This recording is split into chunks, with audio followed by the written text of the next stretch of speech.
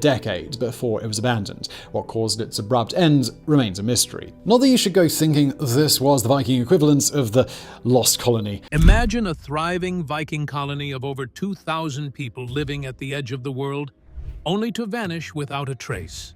For nearly 5 centuries, Norse settlers survived Greenland's harsh climate through farming, hunting, and trade, even reaching North America long before Columbus. Then, in 1408, the colony's final recorded event, a wedding, was documented. After that, silence. What caused this resilient society to disappear? From climate change and economic collapse to conflict and migration, the fate of Greenland's Vikings remains one of history's enduring mysteries. The last recorded voices. In September 1408, a seemingly ordinary wedding unfolded in a small stone church along Greenland's rugged coast. Sigrid Björnsdottir's daughter married Thorstein Olafsson, both descendants of a bold Viking colony that had settled this remote land over 4 centuries earlier. 2 priests officiated, relatives bore witness, and a marriage certificate was issued, an event as routine as any across Europe. After the ceremony, the newlyweds sailed back to Iceland 2 years later, sharing news of their distant homeland one last time. What makes this simple act so haunting is that it marks the final recorded contact anyone had with the Greenland Vikings. After that point, the colony, once home to 3,000 souls, vanished without a trace. There are no further messages, no chronicles, no written accounts, just silence. For nearly 5 centuries, this European outpost clung precariously to existence at the edge of the known world. Yet its disappearance remains one of history's greatest mysteries. When Norwegian missionary Hans Egede journeyed to Greenland in 1721, he expected to discover a flourishing Christian community. Instead, he found only ruins, empty farmhouses, deserted churches, and weathered remnants of once thriving settlements. There were no bodies, no clear signs of catastrophe, just reminders of lives abruptly abandoned.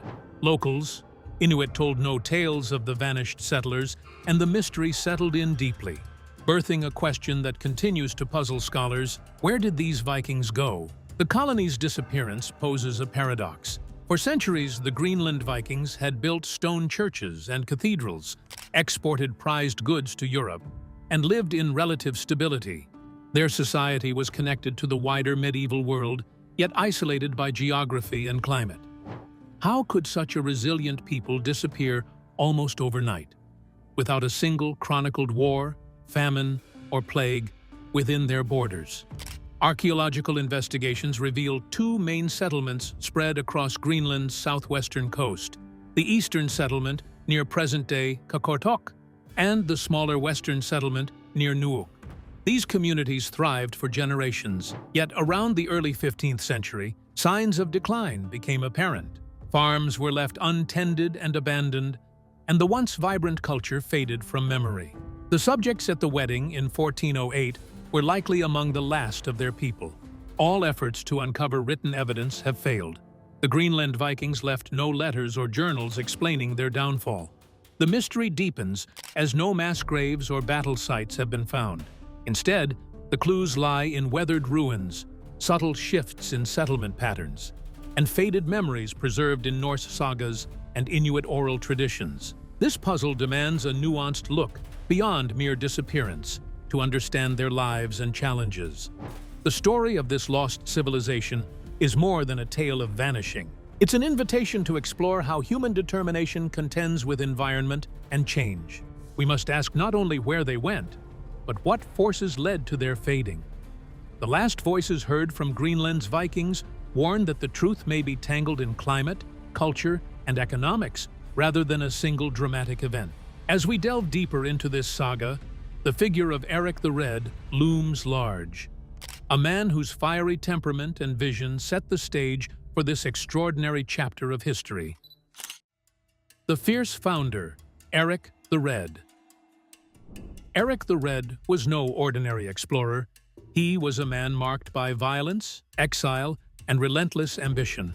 Talking about a legendary person called Erik the Red, the man who found and named Greenland. He was a Trumpian character in many ways, not just the red hair. Born Erik Thorvaldsson, his fiery red hair earned him the distinctive moniker the Red. His family had a checkered past. His father was banished from Norway for manslaughter, and young Erik carried that legacy into adulthood. Iceland, where the family settled, became the stage for Erik's own violent acts, culminating in his exile for 3 years after slaying 2 neighbors during a dispute. Erik's family had experienced exile before, but he refused to follow their pattern of quiet withdrawal. He began his exploration of the unknown territories that lay beyond Iceland's western shore, which had been first discovered by a sailor who had become lost at sea. Erik sailed the North Atlantic Ocean in 982 because he wanted to discover what lay beyond the known world. He reached the eastern coast of Greenland, which presented him with an uninhabitable environment that consisted of ice and rock cliffs. Erik sailed around the island's southern tip to discover its western coastline, which contained fjords and sheltered valleys that promised better outcomes. He discovered the existence of living things, which included seal populations and seabirds and thriving grassland communities in the area that existed beyond the ice sheet. The more demanding environment that he found became his permanent residence because it had taken him to a location which he later called Greenland, which he had first named. He dedicated multiple years to studying the land, which he later named after discovering all its geographic locations, before he returned to Iceland to gather settlers. Erik pursued his ambitious vision because he needed to persuade farmers, craftsmen, and families to abandon their current lives for an unknown future. He created a story to attract them, which included elements of hope, and his marketing strategy when he called the island Greenland because it implied the existence of fertile pastures and business opportunities.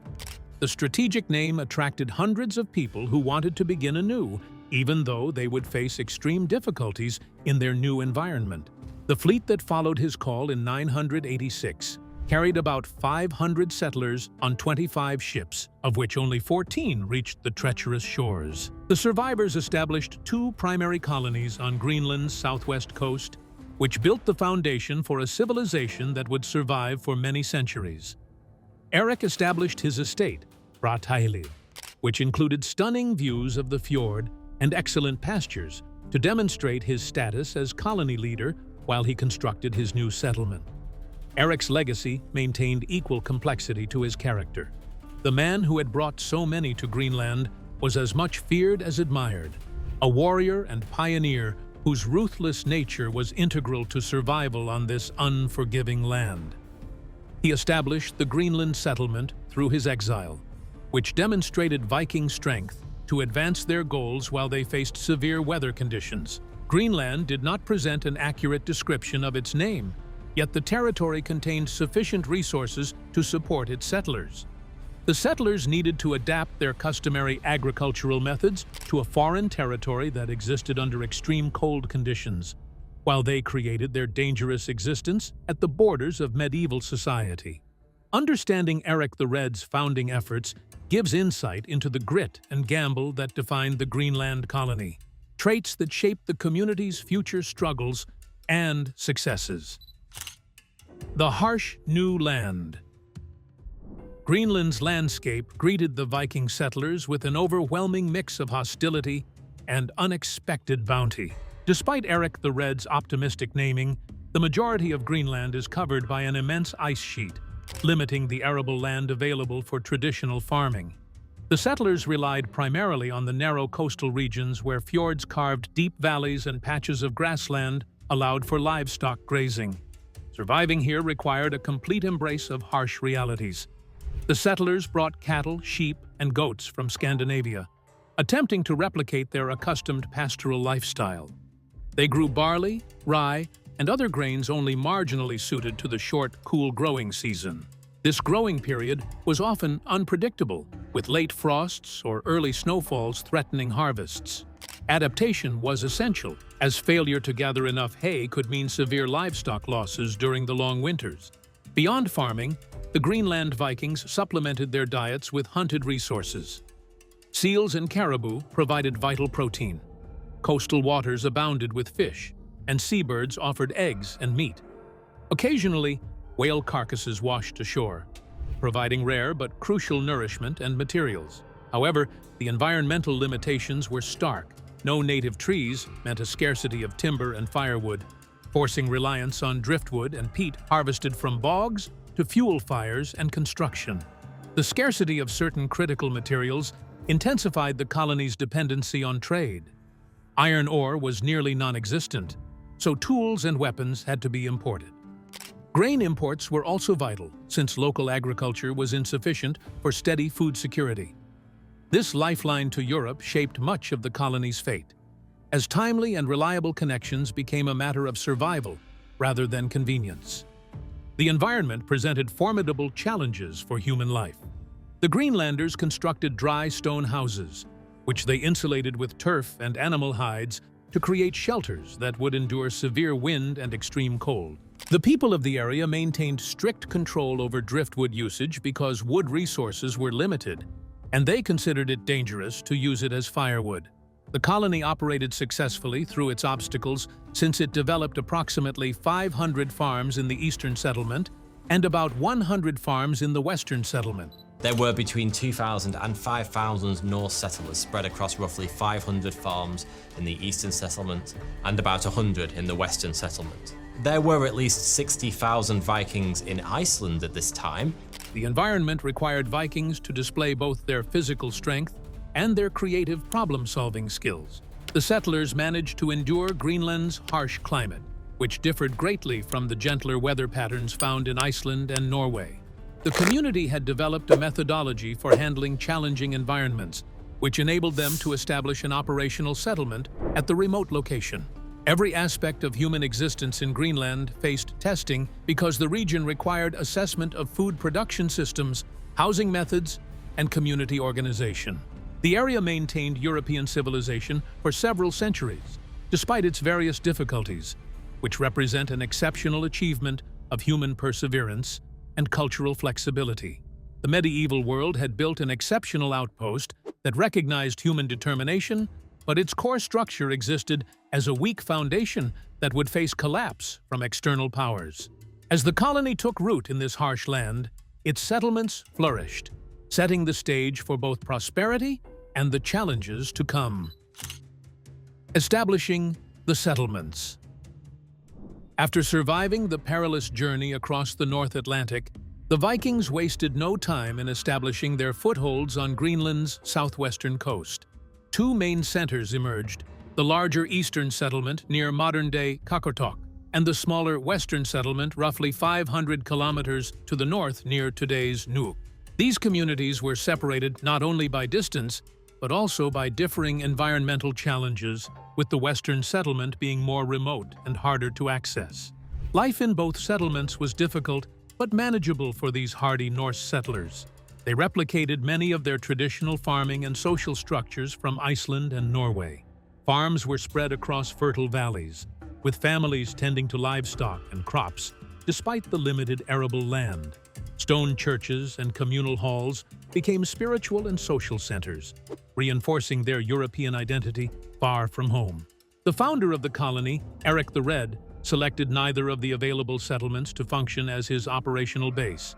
He constructed his magnificent estate, Brattahlid, which means steep slope, to command a view across a stunning fjord that contained the finest pasture areas discovered until that time. The archaeological digs uncovered a great hall, which measured 24 meters in length, and demonstrated Eric's high social standing because he used it to establish his power base throughout the colony. The settlers brought with them an agricultural system that combined livestock farming with crop production because they raised cattle, sheep, and goats, while growing barley and other crops that thrived in cold conditions. Greenland experienced a short and unpredictable growing season, which made agricultural production different from that in Iceland. The colonists required ongoing adjustments because they needed to add wild game, fish, and seabirds to their food supply. During difficult periods, beached whales delivered essential resources that included meat and materials. The availability of building materials remained extremely limited. The absence of native forests prevented access to timber and fuel, which resulted in wood supply being restricted to driftwood that washed up on the beaches because it required careful control with burning restrictions. The Norse people used bog peat as their main heating resource during the winter months because they needed to compensate for their firewood deficiency. Arctic winter conditions required house construction to use dry stone walls, which received insulation from turf and animal hides. The eastern settlement had approximately 500 farms by the early 11th century, while the western settlement contained about 100 farms at that time. The Viking population of Iceland reached 60,000 during that period because the milder climate of Iceland made Greenland's accomplishments seem more remarkable. The settlements showed human endurance through their existence, which was established in one of the most hostile environments on Earth. The church provided religious guidance, which developed into a political unity that formed the basis of social order within society. The colony established social ties with the broader medieval Christian world through churches that functioned as trading posts and community gathering spaces. The institutions established Greenland as a European settlement, even though it remained physically distant from Europe. The settlements achieved success through difficult circumstances, but their existence depended on imported goods because they lacked essential local resources. European economic changes throughout the following centuries created two opposing effects for the colony because they created the possibility of economic growth while simultaneously endangering its future existence. The Greenland Vikings' establishment of these two settlements was more than colonization. It was an extraordinary feat of adaptation and endurance that set the stage for their golden age. Trade and prosperity. At the heart of Greenland's prosperity lay its remarkable access to prized luxury goods, particularly walrus ivory. Known as one of their greatest assets, walrus tusks were carved into intricately decorated religious artifacts and high-status objects desired throughout Europe. With African elephant ivory scarce and expensive at the time, Greenland's supply gave them exclusive access to a lucrative market during the 12th and 13th centuries. Each summer, hunting parties ventured north to the perilous Nordorsetta, or northern hunting grounds near Disco Bay, about 300 miles from the settlements. There, thousands of walruses crowded rocky shores, allowing the Norse hunters to procure ivory tusks and durable walrus hides.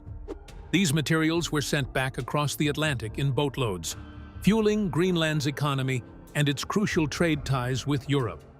Walrus hide was especially valuable, known for its waterproof strength and durability. It was used to make ropes that rigged some of the largest ships in medieval Europe. Alongside ivory and hides, the Greenlanders also exported fox fur, seal oil, and narwhal tusks, the latter famously mistaken by Europeans as unicorn horns, adding to their exotic allure. Beyond these goods, Greenland gained a reputation for supplying live polar bears and polar bear skins, which European royalty prized as rare curiosities. Additionally, the magnificent gyrfalcon, the apex Arctic falcon, became a status symbol worth its weight in gold.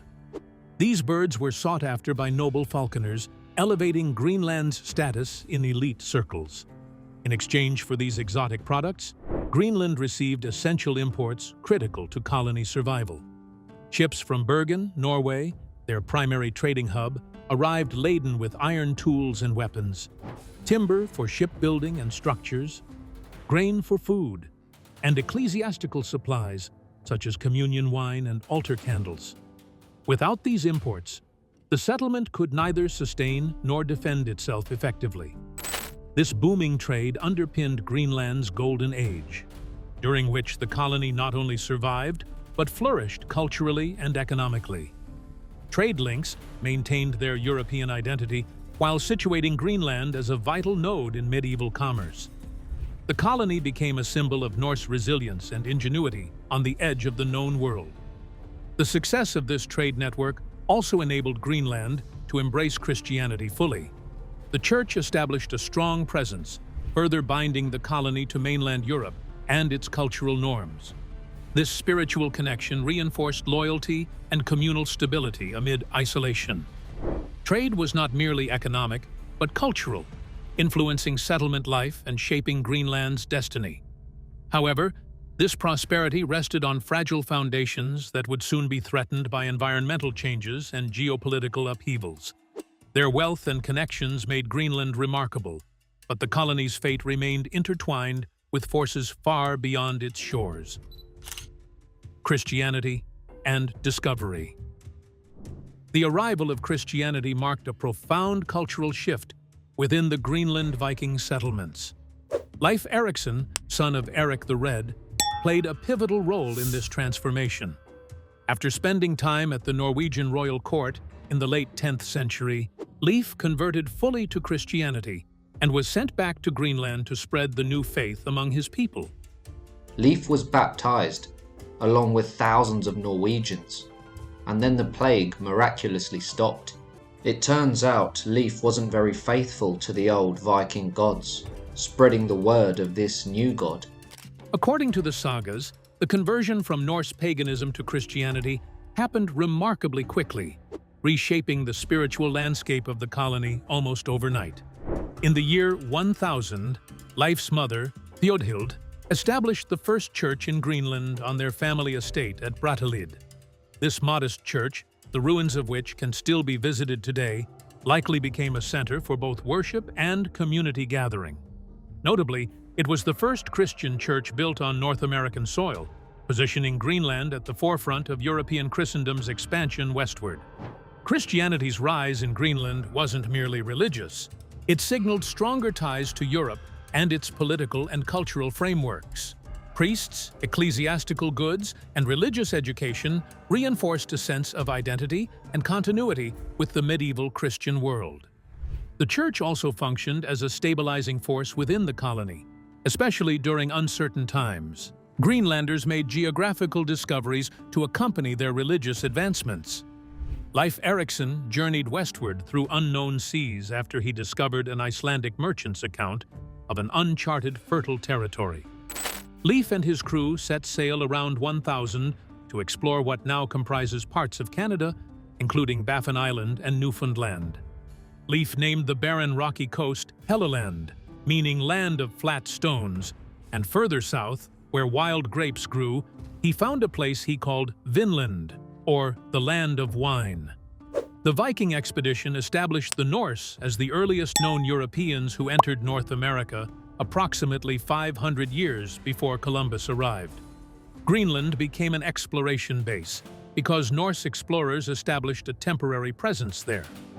The Greenland colony displayed two opposing forces through its strong Christian heritage and its quest for new territories, which combined European customs with exploration into uncharted lands. The upcoming developments from this expansion will decorate Greenland's remote territory with environmental difficulties and geopolitical transformations.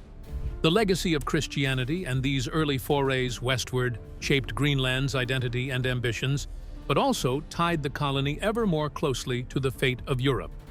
This connection, once a source of strength, would face severe tests in the centuries ahead. As Greenland embraced both spiritual renewal and new horizons, subtle forces began shifting. Climate cooled and trade patterns evolved, setting the stage for profound hardships. Environmental and economic decline. By the early 13th century, the relatively mild climate that had welcomed Eric the Red and his followers began to turn against them. This period marked the onset of the Little Ice Age, a centuries-long cycle of cooling that gripped much of the northern hemisphere. In Greenland, average temperatures dropped by about 1 degree Celsius, a seemingly small change with devastating consequences for a colony already living at the limits of sustainable agriculture. Longer winters and shorter, less predictable summers meant that crops struggled to mature, and livestock could not be adequately fed year-round. The settlers relied heavily on cows for meat and milk, and sheep for wool, the latter critical for warm clothing. But as growing seasons shrank, farmers could not produce enough hay to stockpile, forcing animals to stay indoors longer and weakening their herds. The economic system of Greenland started to collapse at the same moment that the colony lost its power to export walrus ivory. The colony depended on its exclusive rights to walrus ivory exports, because European nobility considered the material valuable for making both religious items and high-end products. The 13th and 14th centuries introduced new trade routes that permitted access to less expensive elephant ivory, which came from Russia and Africa. And this development progressively reduced Greenland's market share. Greenlanders abandoned their traditional practice of trading ivory because they required imported goods, which included iron tools, timber, and grain. The colony needed these items to maintain the operation of its fragile systems, which included infrastructure and food supply chains. European ties began to deteriorate, which made Greenland lose its trading strength, and this development resulted in reduced self-sufficiency for the territory. Europe during the mid-14th century faced new difficulties because of the Black Death pandemic. The plague did not reach Greenland because direct evidence shows it never arrived. But the pandemic slayed approximately 60% of Norway's population during the winter of 1349, which made Norway Greenland's primary trading partner vanish. Norway's complete population and economic collapse resulted in a total suspension of vital sea routes, which connected essential transportation hubs.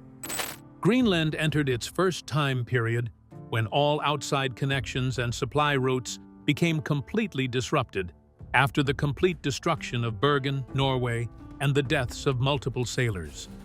The international trade agreements that people spent their entire lives creating between different countries suddenly vanished from existence. The settlers faced mounting challenges because they failed to secure vital resources.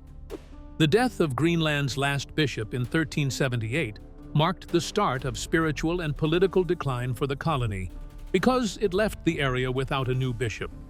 The church operated as Greenlandic society's primary institution, which established direct connections to European mainland countries, completely withdrew from the settlement during the plague and civil unrest period. The existing Inuit groups who inhabited the territory began to move into Greenland after environmental and economic deterioration reduced the area's defenses.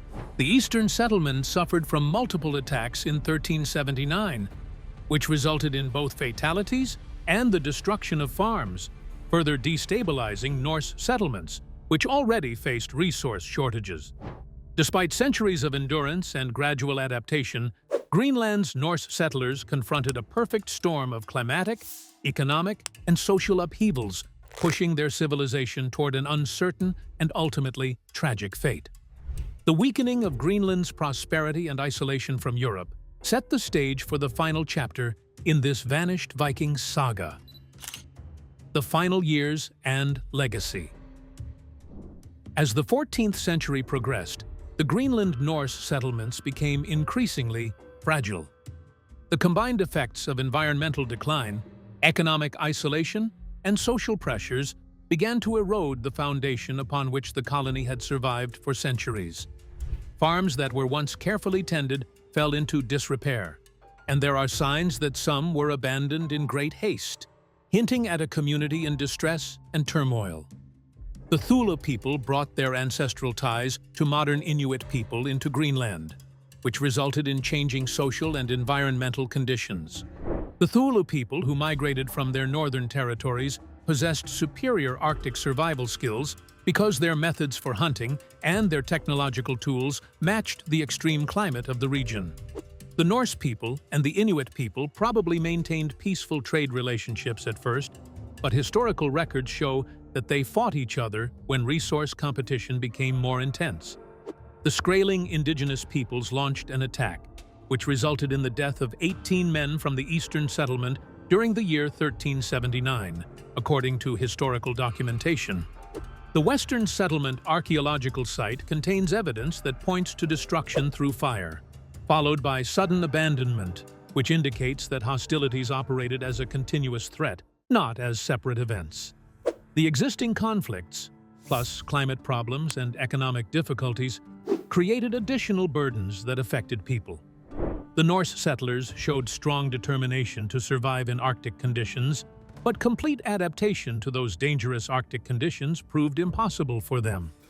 Researchers discovered that people began to change their eating habits and hunting methods to focus on marine resources in the same way that Inuit people do. But this transformation occurred too late to save the colony. The Norse people consumed seafood as their primary source of food for 80% of their diet during their final years. But environmental challenges and resource shortages prevented them from implementing new dietary practices. Rising ocean waters caused additional damage to Greenland's restricted agricultural regions. The colony experienced sea level rise throughout its history, which caused floods that destroyed agricultural fields located in low-lying areas near the fjords. The settlers encountered difficulties in agricultural food production because they lost all available farmland, which forced them to rely on hunting and fishing, which brought them unpredictable food results. The last known bishop of Greenland died in 1378 without leaving behind a successor, which marked the end of ties between the Church and European powers. The colonists established their strongest link to mainland Europe through the Church because it brought them both spiritual, political, and social authority. The community left the Church because they sought to practice spiritual activities, which led to the downfall of the institution that governed their social structure and their economic operations. The 1408 wedding represents the last recorded event for Norse Greenlanders, as all following communications and records have disappeared. The final fate of these people is unrecorded, which leads historians to believe that the remaining communities died from starvation or disease, or they moved to other places. The disappearance of these people marks the emotional conclusion of European presence, which lasted for almost 5 centuries at the edge of the known world. Missionary Hans Egede arrived at his destination in 1721, expecting to find a successful Christian settlement, but he discovered only deserted buildings and a small number of Inuit people. All that remains of Norse civilization in Greenland exists as archaeological evidence and ancient stories, which show both human survival and human failure. So considering the challenges, the success of the Greenland settlement was an impressive testament to human endurance and ingenuity. Oh, and there's also the fact that Vikings were just really, really hard. The medieval period contains one of its most perplexing historical mysteries, which still remains unsolved. The Viking colony of Greenland demonstrates human perseverance against impossible challenges, while also showing how people become weak during environmental disasters, economic problems, and social system breakdowns. The settlers who established their presence in the region, their accomplishments in exploration, and the ongoing enigma of their disappearance all contribute to the enduring impact of their legacy. The disappearance of the Greenland Norse people provides modern societies with knowledge about their responses to extended periods of transformation. The process of building their identity demonstrates how cultural practices and economic needs for long-distance trade and unpredictable environmental conditions create complicated challenges for communities that have strong abilities to recover. Greenland historians and archaeologists use their research on the settlements to recreate the lives of former inhabitants while they investigate human sustainability and the development of human settlements in extreme conditions. The historical record of Norse Greenland serves as an educational tool that shows people how to maintain equilibrium between their communities and the natural world. The vanished Greenland Vikings remind us how survival depends on adaptability and the delicate balance between nature and society.